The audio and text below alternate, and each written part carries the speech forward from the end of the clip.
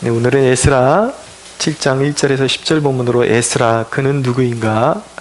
라는 제목으로 말씀 나누겠습니다. 자, 1절 보시면 2일 후에 라고 시작되고 있습니다. 6장과 7장 사이에는 우리가 생각하는 것보다 더 큰 갭이 있음을 알게 됩니다. 이곳이 바로 에스라서의 내용의 반전이 일어나는 장인데요. 제일 처음에 제가 설명드렸던 것들을 잠시 반복해드리면 에스라 1장에서 6장까지는 수룹바벨이라는 총독을 중심으로 해서 예루살렘 성전을 재건한 내용이 골자를 이루고 있습니다. 그리고 오늘부터 시작되는 7장에서 10장까지는 바로 에스라의 포로기한과 그리고 에스라를 통해서 신앙 재건을 이루는 대목에 포커스를 맞추고 있습니다. 그러니까 우연이 아니죠. 성전 먼저 그 외향적인 것을 다 준비한 다음에 그 다음에 신앙의 지금 그 내용물을 이제 세워나가는 그런 단계에 있다는 것을 알게 되는 것입니다. 그 6장에서 성전 봉헌식이 이루어졌는데 그때가 주전 516년경이 됩니다. 그런데 이 7장이 시작되는 요 사이에 갭이 어느 정도의 갭이 있냐면 바로 58년 정도의 갭이 있습니다. 그 사이에 일어난 성경의 유명한 사건이 무엇이냐면 바로 에스더서에 나오는 그 모르드게와 하만의 그런 서로 대립관계, 그래서 그 불임절의 영광을 맛보는 그런 사건이 요 사이에 들어간다고 보시면 되겠습니다. 역사를 일컬어서 히스토리라고 하는데요. 사실은 그것은 히스 스토리를 엮어놓은 말입니다. 그 이야기는 무엇이냐면 역사가 하나님의 사건이라는 것이죠. 역사의 주체가 누군가, 이 인류의 역사를 이끌어 가시는 분이 누군가, 바로 하나님이시고 그 역사의 중심이 예수 그리스도시다. 그래서 예수 그리스도가 오시기 전을 우리는 BC라 그러고, 예수 그리스도가 오신 다음을 아노 도미니 AD라고 하죠. 예수 그리스도에 의해서 그 역사가 분기점이 생기고 그리스도 중심적으로 흘러가고 있다는 것을 알게 되는 것입니다. 하나님이 역사의 주인이신데, 그런데 하나님께서 역사를 이끌어 가실 때 크고 작은 그런 놀라운 역사들을 주관해 나가시는 데 있어서 반드시 사용하는 매체가 있어요. 매체. 요게 빠지면 하나님의 역사가 이루어지질 않습니다. 그것이 하나님이 정하신 방식이에요. 그것이 무엇이냐면 가장 중요한 매체는 무엇이냐면 사람입니다. 사람. 하나님이 역사에 반드시 필요한 사람을 들어서 사용하신다라는 것이죠. 우리가 진리를 나눌 때에 우리의 정체성을 원래는 죄인이라고 말합니다. 근데 죄인이 무엇을 할 수 있을까 우리가 묻죠. 그렇습니다. 한낱 죄인이 우리 스스로는 역사에 민폐만 끼치고 하나님께 진노받아 마땅한 죄인들이지만, 그리스도 예수 안에서 은혜를 받은 사람들이 무엇을 붙드느냐에 따라서 우리는 우리의 인생은 존귀한 도구가 될 수도 있고 정말 보잘것없는 것이 될 수가 있는데, 하나님께서 우리를 그리스도를 믿게 하시면, 예수를 믿게 하시면 단순히 먹고 사는데 허망하게 인생을 지나가게 만들려고 우리를 부르신 것이 아니라 하나님의 역사의 한 부분을 담당하게 하셔서 아주 존귀한 일에 사용하시고자 우리를 그 역사의 한복판으로 부르셨다라는 것을 우리는 깨닫고 믿어야 하는 것입니다. 그래서 이 영적인 그 어두움에 하나님께서 이 시대 가운데 바벨론 포로기한을 마치고 돌아온 그런 백성들의 그 영적인 어두움을 밝혀주고 세우는데, 그들의 신앙을 재건하는데 하나님께서 한 사람을 위대하게 들어서 사용하시는 것을 볼 수가 있습니다. 그 사람이 누구냐면 오늘부터 나오는 에스라라는 사람이에요. 한 시대를 깨우는데 하나님께서 에스라를 사용하셨는데, 에스라는 어떤 사람인지 오늘 우리가 살펴보기를 원합니다. 첫째, 에스라는 거룩한 혈통을 지켜온 사람이었습니다. 자, 7장 1절부터 제가 좀 읽겠습니다. 2일 후에 바사왕 아닥사스다 왕 위에 있을 때에 에스라라는 자가 있으니라. 그는 스라야의 아들이요 아사랴의 손자요 hil기야의 증손이요 살룸의 현손이요 사독의 5대손이요 아이두베의 6대손이요 아마랴의 7대손이요 아사랴의 8대손이요 무라요스의 9대손이요 스라히야의 10대손이요 우시엘의 11대손이요 붓기의 12대손이요 아비수아의 13대손이요 비느하스의 14대손이요. 이 비느하스, 이 앞에 나오는 이름들은 좀 우리가 생소할 수 있는데 비느하스라는 이름은 우리가 많이 들어봤죠. 누굽니까? 바로 대제사장 아론의 손자 비느하스를 말하는 것입니다. 이 비느하스는 어떤 사람인가? 하나님께 완전히 헌신된, 정말 하나님의 거룩하신가 진리를 지키기 위해서 당시대의 이스라엘 공동체가 음란한 죄에 빠졌을 때 시무리와 고스비라는 미디안 여인을 창 한 방에 꽂아서 죽게 만들어서 하나님 앞에 인정받았던 그런 믿음의 제사장이었습니다. 그 사건이 어디에 나오냐면 민수기 25장 5절에 나오는데 제가 읽어드리겠습니다. 모세가 이스라엘 재판관들에게 이르되 너희는 각각 바알보올에게 가담한 사람들을 죽이라 하니라. 이스라엘 자손의 온 회중이 회막문에서 울 때에 이스라엘 자손 한 사람이 모세와 온 회중의 눈앞에 미디안의 한 여인을 데리고 그의 형제에게로 온지라. 제사장 아론의 손자 엘르아살의 아들 비느하스가 보고 회중 가운데서 일어나 손에 창을 들고 그 이스라엘 남자를 따라 그의 막사에 들어가 이스라엘 남자와 그 여인의 배를 꿰뚫어서 두 사람을 죽이니 연병이 이스라엘 자손에게서 그쳤더라. 그 연병으로 죽은 자가 24,000명이었더라. 여호와께서 모세에게 말씀하여 이르시되 제사장 아론의 손자 엘르아살의 아들 비느하스가 내 질투심으로 질투하여 이스라엘 자손 중에서 내 노를 돌이켜서 내 질투심으로 그들을 소멸하지 않게 하였도다. 그러므로 말하라. 내가 그에게 내 평화의 언약을 주리니 그와 그의 후손에게 영원한 제사장 직분의 언약이라. 그가 그의 하나님을 위하여 질투하여 이스라엘 자손을 속죄하였습니다. 라고 말씀합니다. 그러니까 이스라엘의 그 역사의 가운데 정말 하나님의 편에 서서 의분을 가지고 죄악을 이렇게 도려냈던 그런 중요한 역할을 감당했던 사람이 비느하스였습니다. 그 다음에 에스라를 하여금 비느하스의 14대손이요 엘르아살의 15대손이라고 말씀하고 있습니다. 엘르아살은 누굽니까? 여호수아와 함께 가나안 정복을 이룬 대제사장이었습니다. 그리고 아울러서 아론의 16대손이다 라고 그렇게 말씀합니다. 에스라는 한눈에 봐도 정말 거룩한 혈통을 이어온 사람이라는 것을 알 수가 있습니다. 에스라가 거룩한 혈통이라는 그 수식어의 합당한 이유는 단순히 그가 족보가 좋다는 데서 그 의미를 찾는 것이 아니에요. 그가 아론의 혈통이지만 그냥 단순히 족보적으로만 그 혈통이다라는 것을 내세우는 것이 아니라 그에게 어떤 그 혈통에 합당한 영적인 면모를 지니고 있었기 때문에 성경의 말씀, 하나님의 말씀에서 그를 인정하는 것이죠. 그 대목이 중요한 거예요. 단순히 혈통이 중요한 것이 아니라 내가 아론의 혈통이다 이것이 중요한 것이 아니라 그 혈통에 맞는 영적인 면모, 그 부분이 있었기 때문에 하나님께 에스라가 인정받고 있었다라는 것입니다. 여러분, 누가 진짜 영적인 혈통을 지닌 자입니까? 이 부분이 참 중요합니다. 하나님께서 진정으로 영적인 거룩한 혈통을 사용하시기 때문이에요. 우리로 하여금 이 영적인 거룩한 혈통을 지켜내기를 원하십니다. 그럼 누가 영적인 거룩한 혈통을 지닌 사람인가? 예수님께서 말씀하신 대목을 읽어드리겠습니다. 요한복음 1장 12절에서 13절에 보면 이는 영접하는 자 곧 그 이름을 믿는 자들에게는 하나님의 자녀가 되는 권세를 주셨으니 이는 혈통으로나 육정으로나 사람의 뜻으로 나지 아니하고 오직 하나님께로부터 난들이라 말씀하고 있어요. 영적인 혈통을 가진 사람은 누구인가? 혈통으로 난 사람이 아니래요. 그것은 핏줄로 이어져 온 가계에 속한 사람이 아니다. 그냥 단순히 족보가 좋은 사람이 아니다라는 거죠.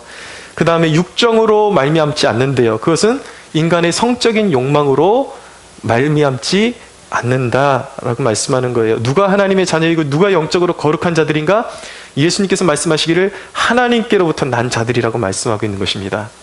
성령으로 거듭난 자들.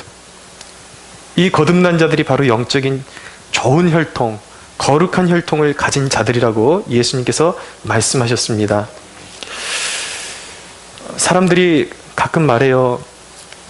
내 부모가 교회에서 열심히 봉사하는 직분자입니다. 특별히 청년들에게 전도할 때 자주 듣는 말이 우리 부모님도 교회에서 열심히 섬겨요 라는 그러한 대답을 많이 합니다.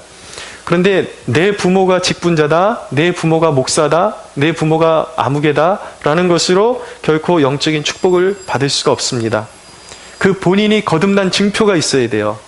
내가 하나님의 영적인 거룩한 혈통을 가진 사람이라는 증표가 있어야 하는 것입니다. 그 증표가 있을 때에 그 거듭난 존재라는 그 증표가 있어야만 하나님이 그에게 하나님 자신을 나타내세요. 그리고 하나님을 섬길 수 있는 열심을 그에게 부으시고 마침내 그에게 영적인 축복을 허락해 주시는 것입니다. 그러니까 거듭난 영적인 혈통이 그만큼 중요하다라는 것이죠. 베드로 전서 2장 9절에 보면 믿는 그리스도인들을 향해서 사도 베드로가 너희는 택하신 족속이요 왕 같은 제사장이라고 그렇게 말씀하고 있어요. 믿는 자들의 혈통은 무엇이냐? 제사장 혈통이라는 것입니다. 믿으십시오. 제사장 혈통인데, 그런데 누가 영적인 제사장이냐? 교회에서 집사의 직분을 가지고 있고 장로의 직분을 가지고 있고 권사의 직분을 가지고 있으면 그가 영적인 제사장인가? 아무개의 자녀, 목사의 자녀, 직분자의 자녀가 영적인 제사장인가?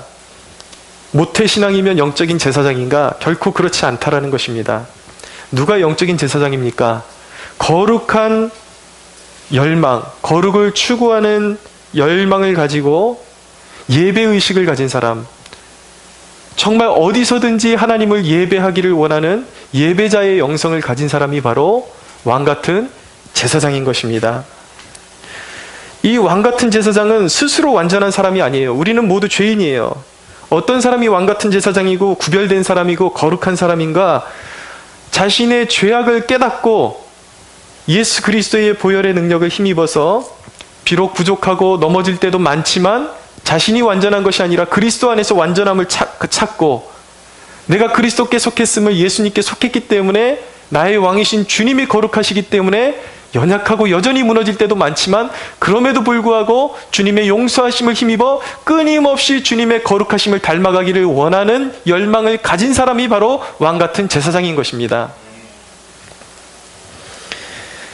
여러분, 이 대목이 굉장히 중요합니다. 내가 누구냐에 대한 정체성을 올바로 하는 것, 이거 굉장히 중요합니다.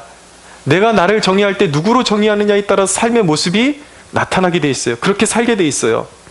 자기를 하찮은 존재로 알고 있는 사람은 하찮게 살게 돼 있어요. 하찮은 것들을 추구하며 살게 돼 있습니다.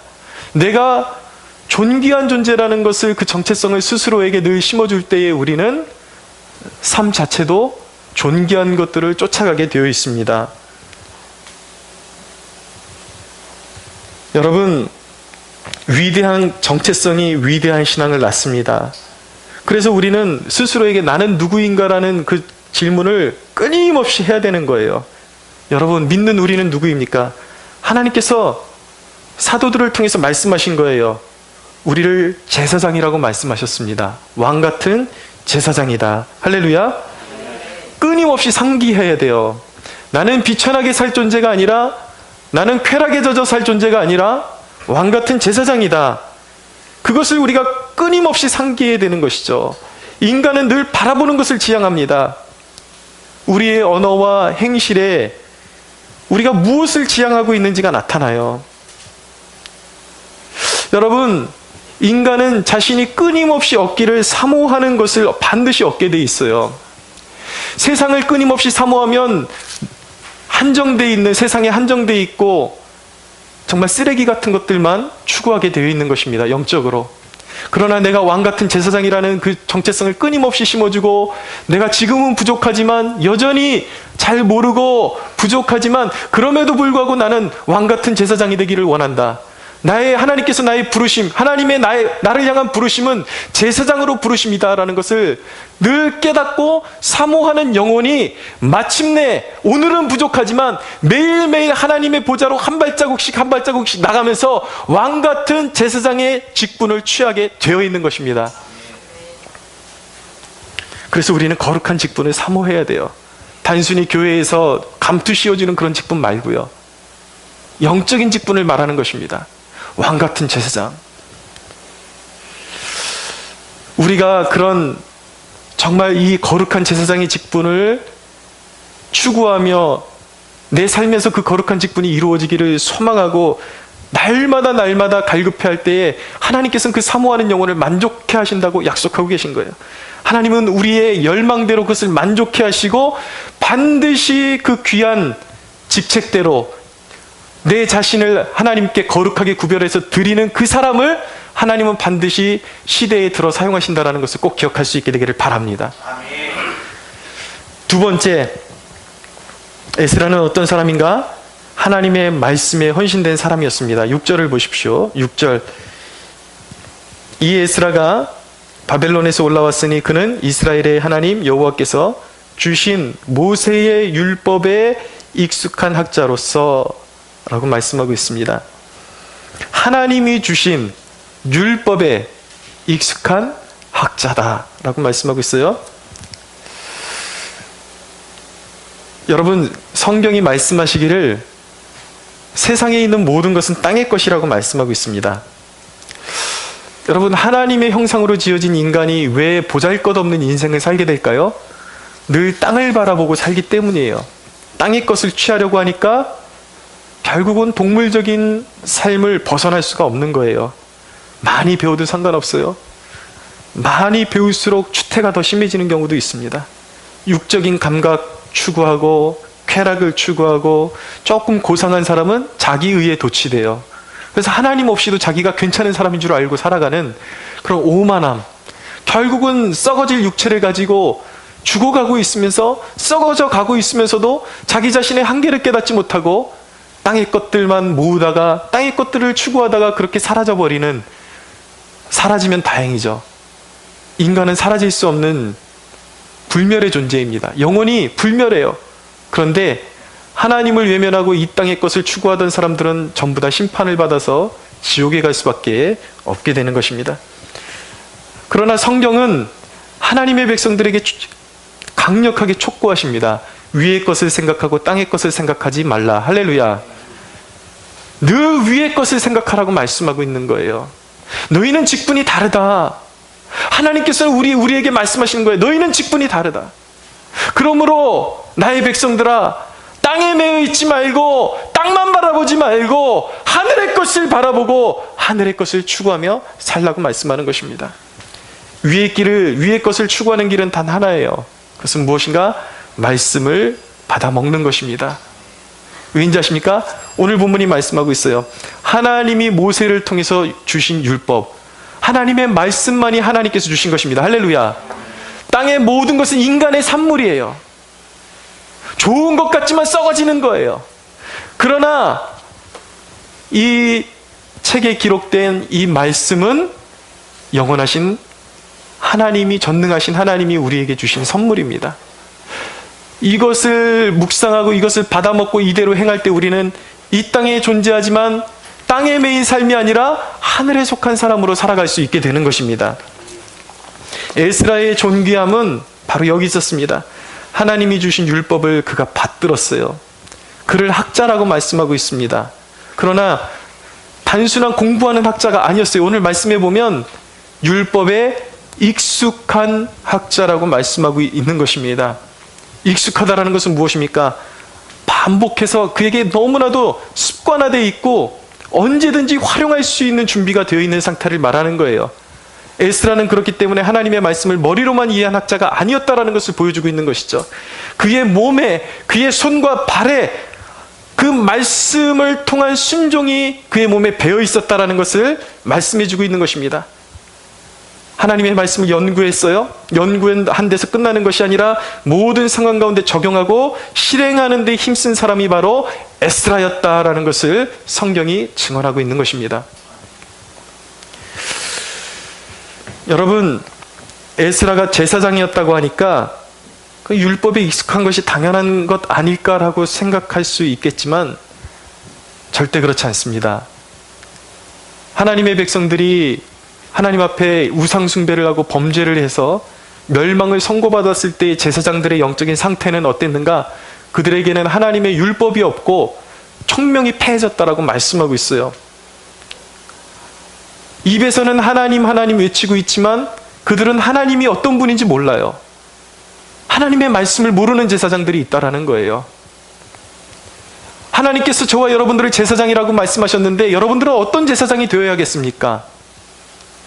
하나님이 심판을 선고하실 때 제사장들처럼 영적으로 눈멀고 총명이 눈멀고 하나님이 어떤 분인지도 모르고 하나님의 말씀이 원하는 것이 무엇인지도 모르는 눈먼 제사장들이 되기를 원하십니까? 오늘 에스라처럼 하나님의 말씀을 통해서 하나님이 어떤 분인지 알고 그분의 말씀에 순종하기를 즐거워하는 제사장이 되기를 원하십니까? 사랑하는 여러분, 에스라와 같은 제사장이 되기를 축원합니다. 에스라는 그 바벨론 포로기의 절망의 시기였죠. 그 시기에 하나님의 말씀을 틈틈이 연구하고 그 말씀대로 지켜왔다라는 것, 이건 놀라운 것입니다. 사람들은 말할 수가 있습니다. 말씀의 성취가 희귀해지고 어두운 시대 가운데 순종이 무슨 소용이 있습니까? 많은 사람들은 늘 하나님 앞에 순종해야 될 당위성을 뭐가 내 삶 가운데 잘 풀려야, 뭔가 일어나야, 그래야 순종할 수 있는 당위성이 있다라고 생각합니다. 뭐 순종해봐야 뭐 입에 뭐가 들어오냐? 뭐가 있냐? 늘 그런 식이에요. 여러분, 아니에요.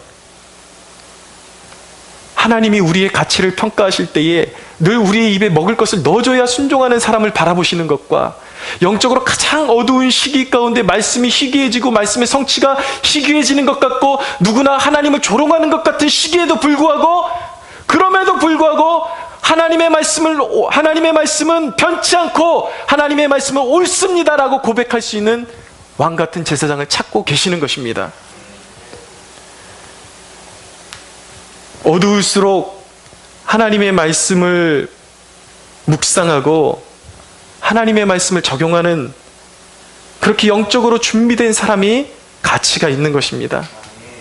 여러분, 인류 역사상 16세기는 교회의 역사의 가장 암흑기였다라고 말합니다.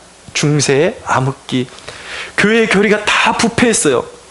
이 역사를 연구하는 사람들의 증언에 의하면 16세기에는 이 중세 시기에는 이 캐톨릭 교회가 워낙 부패해가지고 사람들이 구원의 길이 어디 있는지를 잃어버렸어요. 사도 바울에 의해서 오직 믿음으로 구원을 받는다는 교리에 온갖 인간의 잡동사니가 섞였어요. 면죄부가 팔리고 자기의 공로를 쌓고 돈으로 면죄부를 사면 구원을 얻는다느니 이미 지옥으로 간 사람도 면죄부를 사주고 돈을 교회에 제공하고 그러면 천국으로 옮겨질 수 있다라고 그렇게 교회가 거짓말을 하고 믿음이 아닌 인간의 행위를 통해서 구원을 받는다고 그렇게 교회가 주장을 하니까 사람들은 예수님을 필요로 하지 않았어요. 예수님은 제껴놓고 자기의 행위로 자기의 공로로 구원에 이르려고 하다 보니까 교회가 점점 썩어가는 것이죠. 그런데 온 교회가 썩어서 이 구원의 교리가 완전히 부패하고 사람들이 진정으로 구원의 길이 어디 있는지 모를 때에 하나님께서 위대한 사람들을 들어서 사용하십니다. 그들이 위대한 게 아니라 하나님께서 그들을 위대하게 해주신 것이죠. 누구였습니까? 마틴 루터라는 사람. 종교개혁자들을 일으키는 거예요. 이들에게 하나님께서 놀라운 경험을 해주게 하셔서 도저히 인간의 노력으로 구원에 이를 수 없다는 것을 체험적으로 깨닫게 하시고 말씀을 그 어둠과 절망의 시기 가운데 계속해서 연구하게 하셔서 사도 바울이 주장했던 의인은 오직 믿음으로 말미암아 살리라는 교리를 회복하게 된 것입니다. 할렐루야. 하나님께서 존 칼빈을 일으키셨어요. 그래서 위대한 하나님의 이 구원의 교리를 다시 회복하게 된 것입니다. 시대가 어두울수록 하나님의 말씀을 연구하고 구원의 교리를 연구하고 하나님의 말씀대로 살아가려는 노력들이 결코 헛되지 않다라는 것을 기억해야 되는 거예요. 교회가 다 썩어가니까 남들은 다 저렇게 사는데 나 혼자 이렇게 살아서 무엇하느냐라고 고백하는 것이 아니에요. 하나님께서는 그 시대 가운데 그 어둠을 밝힐 수 있는 등불과 같은 존재가 되는 그러한 하나님의 일꾼들을 오늘도 찾고 계시다라는 것을 기억해야만 하는 것입니다. 그러므로 여러분, 누굴 쫓아가실 것입니까? 세상을 쫓아갈 거예요? 아니에요. 희귀할수록, 하나님을 추구하는 사람들이 희귀할수록 더욱 하나님을 추구하고 말씀이 헌신된 삶을 우리가 살아나야 할 줄로 믿습니다. 여러분, 여러분들의 눈에는 마주치는 사람들이 무엇으로 보입니까? 많은 사람들은 돈으로 보입니다. 사람들이 돈으로 보여요. 만약에 여러분들이 교회에서는 신앙생활을 제법 하고 있는 것 같은데 여러분들이 직장에서 만나는 사람들, 주변의 사람들이 돈으로 보인다면 여러분들은 하늘에 속한 삶을 사는 것이 아니라 땅의 것을 붙잡고 있는 것입니다. 여러분들이 만나는 사람의 성경은 돈의 가치라고 말씀하고 있지 않습니다. 한 영혼이라고 성경은 말씀하고 있습니다. 구원받아야 될 영혼이에요. 여러분들이 한 사람을 만날 때에 돈의 가치로 보는 것이 아니라 한 영혼으로 바라볼 때 여러분들의 일터가 얼마나 기름져지고 일의 가치가 변화될지 한번 상상해 보세요. 저는 가끔 그런 경험을 합니다. 대기업과 이 작은 기업의 차이를 발견할 때가 있어요. 무엇이냐면 대기업은 나름대로 사람 중심이에요. 작은 일도 컴플레인하면 고객의 고객의 그 갈급함을 잘 수용해서 들어줍니다. 그런데 안타깝게도 일반화시키는 것은 아닙니다. 일반화시키는 것은 아닌데 제가 경험했을 때 이 중소기업에 속한 어떤 물건을 사가지고 이게 문제가 있어서 컴플레인하면은 귀찮다는 듯이 그렇게 사람을 대하는 경우들이 많아요. 그러니까 이 수준 차이가 확 갈라지는 것이죠. 여러분, 이 기업이 한 사람을 바라볼 때 그냥 인간 중심의, 사람 중심의 그 가치관을 가지고도 그 기업을 차별화시켜서 놀랍게 읽을 수가 있는데, 우리 그리스도인들이 단순한 고객을 한 사람으로 보는 것이 아니라 한 영혼으로 바라봤을 때에 우리가 몸담고 있는 기업이, 내가 몸담고 있는 사업체가, 내가 몸담고 있는 이 직장의 일터가 얼마나 존귀해지고 가치 있어질지를 생각해 볼 수 있어야 하는 것입니다. 우린 영혼 중심으로 가는 거예요. 한 사람 한 사람이 하나님 앞에 이끌림을 받아야 될 한 영혼이다라는 그 가치를 가지고 살아갈 때에 우리가 그들을 어떻게 대해야 되고 어떤 서비스를 제공해야 되고 어떻게 우리가 그들을 맞이하고 그들을 케어해야 될지 우리의 가치관이 완전히 달라지게 되는 것이죠. 사랑하는 여러분, 하늘의 가치관으로 사시기 바랍니다. 할렐루야. 인간의 가치관이 아니라, 땅에 속한 가치관이 아니라 하루를 살더라도 하나님의 말씀을 통해서 배우게 된 하나님 나라 중심의 가치관을 붙들고 시대가 어두울수록 에스라처럼 하나님의 말씀을 붙잡고 말씀의 가치관으로 살아내는 저와 여러분들이 되기를 주 예수의 이름으로 축원합니다. 그러면 세상이 어두울수록 여러분들 안에 있는 그 진리의 빛이 더 강하게 빛을 내게 되어 있는 것입니다. 세 번째로 에스라는 어떤 사람이었습니까? 하나님의 도움을 입는 사람이었습니다. 6절 하반절을 보십시오. 6절 하반절. 우리 6절을 다 같이 한번 다시 읽겠습니다. 시작. 이 에스라가 바벨론에서 올라왔으니 그는 이스라엘의 하나님 여호와께서 주신 모세의 율법에 익숙한 학자로서 그의 하나님 여호와의 도우심을 입음으로 왕에게 구하는 것은 다 받는 자이더니. 아멘.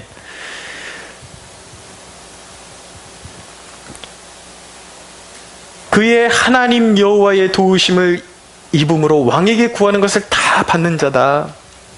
얼마나 복된 사람입니까? 이 말씀은 이제 다음 주에 다루게 될 이 아랫본문, 아닥사스다 왕의 총애를 에스라가 어떻게 얻어서 어떻게 도움을 받게 되었는지 그 기사와 깊은 관련이 있습니다. 당시 왕이 에스라에게 굉장한 후의를 베풀어 주었어요.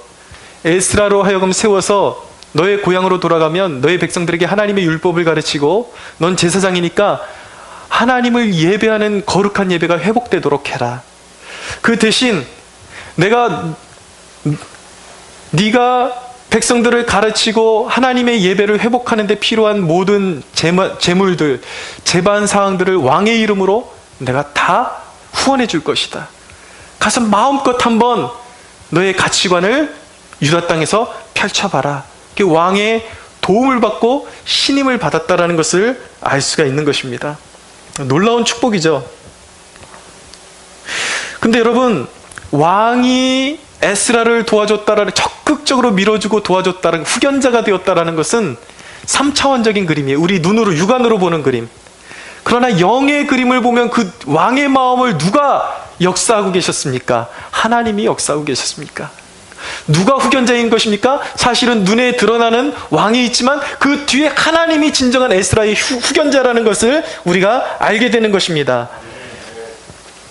에스라는 하나님의 충만한 지원을 받고 있었습니다.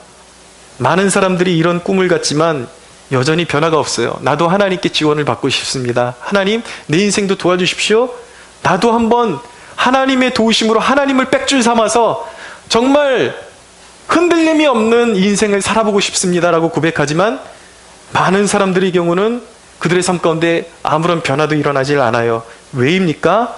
이 부분을 잘 기억하십시오. 하나님의 그 도우심, 지지를 받기 위해서는 이 부분이 반드시 정리가 돼야 돼요. 자, 우리가 하나님의 도움을 잊기를 원하는데 이 질문을 해야 되는 것입니다. 무엇을 위해 내가 하나님의 도움이 필요한가? 이 질문에 대한 대답이 본인에게 꼭 있어야 돼요. 이것이 없는데 축복을 받잖아요? 여러분 보십시오. 여러분들이 하나님을 위해서 하나님이 축복을 주시면 내가 어떻게 살아내겠습니다라는 그 각오와 결단이 없으면, 구체적인 그림이 없으면 하나님이 여러분들은 여전히 육의 것을 생각하고 있는데 축복을 막 부어주신다고 생각해 보세요. 여러분들은 어떻게 살까요? 하나님이 주시면 주시는 대로 족족 육의 만족을 채우는데 여러분들의 물질과 가치관을 다 사용할 거예요. 뻔하지 않습니까? 그것을 축복이라고 말할 수 있겠습니까? 그건 축복이 아니에요. 물질이 들어오고 명예가 들어올 때는 축복인 것 같죠? 그러나 그것이 숙성되면 저주의 열매로 나타나는 것입니다. 하나님을 떠나고 육체만 만족시키다가 결국은 멸망의 길로 걸어갈 수밖에 없는 것이, 그건 축복이 아니에요. 그러므로 진정으로 하나님의 지지와 하나님의 도우심을 경험하기를 원한다면 무엇 때문에 내가 이 도움을 받아야 하는가라는 질문을 정리하셔야 돼요. 왜 내게 하나님의 도움이 필요한가? 무엇을 위해서 하나님의 도움이 필요한가? 그것이 정리되어야 하는 것입니다. 그런데 에스라는요, 거기에 대한 분명한 대답이 있었습니다. 에스라가 바사 왕에게 그런 놀라운 그런 지지를 받고 사역을 할 수 있었던 이유는 10절에 나타나고 있어요. 하나님께서 그렇게 축복을 하시는 이유는 10절입니다. 우리 7장 10절 같이 읽겠습니다. 시작. 에스라가 여호와의 율법을 연구하여 준행하여 율례와 규례를 이스라엘에게 가르치기로 결심하였더라. 아멘. 여러분, 에스라의 꿈, 그의 가치, 그의 추구가 이 말씀 한마디에 다 드러나는 것입니다. 그의 꿈은 무엇이었습니까? 무너진 하나님의 백성들의 영적인 부흥을 꿈꾸고 있었던 것입니다. 할렐루야. 하나님이 나를 밀어주시면 화롭게 살겠습니다가 아니라, 하나님이 에스라의 관심을 하나님께 밀어달라고 하는 것이 에스라의 관심이 아니었어요. 하나님의 백성들의 영적인 어둠, 무너져 있는 영적인 상태를 아파하고, 하나님, 내가 자원해서 내가 하나님의 백성들을 하나님의 말씀으로 세우는데 내 삶을 드리겠습니다. 그것이 에스라의 삶이었다고요. 여러분, 무엇을 위해서 하나님의 도움을 구하고 계십니까? 이제부터 생각의 전환을 가져보십시오. 여러분들이 매 순간 생각하는 꿈의 전환, 가치의 전환이 일어나야 하는 것입니다. 할렐루야. 여러분, 무엇을 위해 살 것입니까? 무엇을 위해 여러분들은 돈이 필요한 것입니까?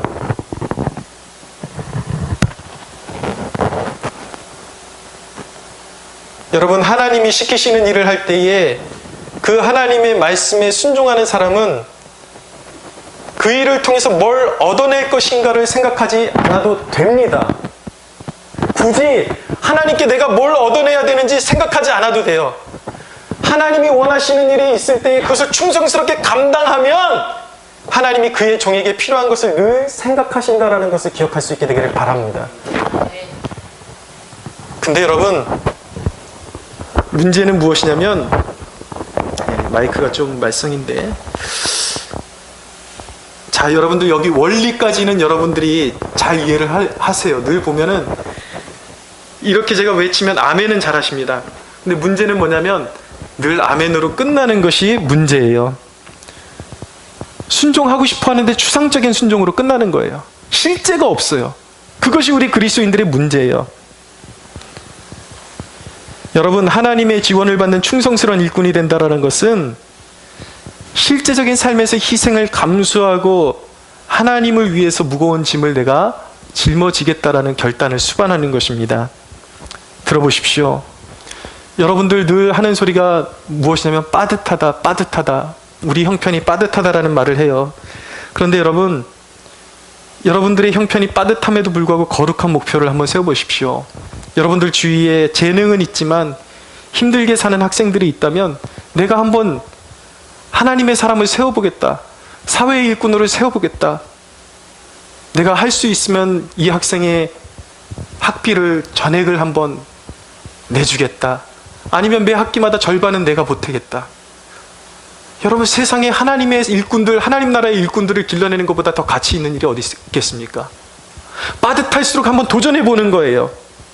시간이 빠듯하지만 여러분들 먹고 사는데 함몰되어 있는 것이 아니라 전도 대상자를 정하고 주기적으로 그를 찾아가 보는 것입니다.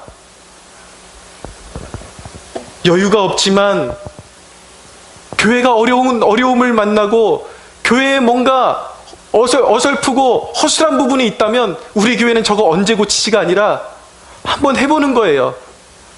내가 이 부분은 내가 투자를 해서 하나님의 전에 이 고장난 부분을 내가 한번 내 힘으로 한번 헌신하고 싶습니다. 실제적인 것이죠. 여러분, 헌신은 추상적인 것이 아닙니다. 구체적인 것입니다. 여러분들이 빠듯함에도 불구하고 시간을 들이고 여러분의 물질을 들이고 여러분의 정성을 하나님 나라를 세우는 데 드릴 수 있다면 하나님이 그것을 아세요. 그 마음을 아십니다.